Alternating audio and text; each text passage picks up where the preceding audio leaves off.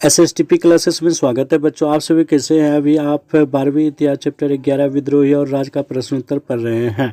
आज मैंने दूसरा प्रश्न लिया है। उन साक्ष्यों के बारे में चर्चा कीजिए जिनसे पता चलता है कि विद्रोही योजनाबद्ध और समन्वित ढंग से काम कर रहे थे। विद्रोही मतलब हो गया अंग्रेजों के खिलाफ विद्रोह करने वाले विद्रोही कहलाते थे। योजनाबद्ध मतलब हो गया प्लानिंग और समन्वित मतलब हो गया मिली जुली। प्लासी का युद्ध हुआ था 1757 ईस्वी में। अंग्रेजों ने सिराजुद्दौला को हराया और सिपाही विद्रोह हुआ 1857 ईस्वी में। आप फिगर में देख सकते हैं विद्रोहियों के चेहरे जो गुस्से से भरपूर हैं।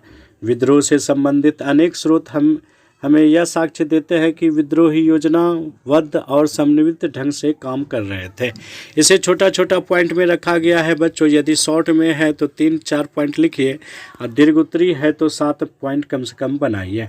कोलकाता पानी पीने की घटना, उदाहरण के लिए एक साथ से हमें पता चलता है कि कलकत्ता, जो कोलकाता पहले के नाम से प्रचलित था, के पास एक सैनिक शिविर में जब एक ब्राह्मण जाति के सिपाही से तथाकथित निम्न जाति के व्यक्ति ने पानी पीने के लिए लोटा मांगा तो उसने लोटा देने से मना कर दिया।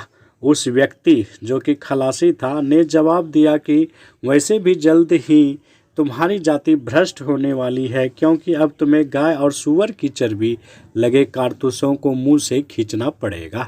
और यही 1857 के विद्रोह का तात्कालिक कारण भी बना था। ब्राह्मण पंडित ने यह अफवाह तुरंत अपनी छावनी में और उस छावनी से अनेक सैनिक शिविरों में पहुंचाई।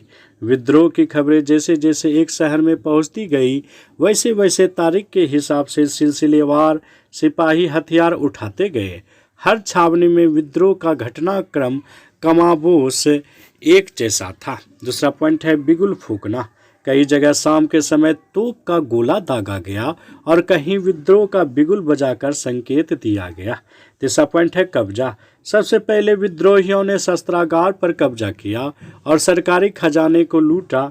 उसके बाद सरकारी संस्थाओं और इमारतों पर आक्रमण किया। अगला पॉइंट है एकजुटता। सभी जगह पर हिंदू मुस्लिम नेताओं ने हिंदी, उर्दू, फारसी में लोगों की हिंदू मुस्लिम एकजुटता और फिरंगियों के विरुद्ध शत्रुता की नीति अपनाने की अपील की। बाजारों में मिलने वाले आटों में गाय और सूअर की चर्बी का चूरा मिलाने वाली अफवाह को साक्ष्य के रूप में उभारा गया, लेकिन सभी जगह अफवाह योजनाबद्ध और संबंधित ढंग से फैलाई गई।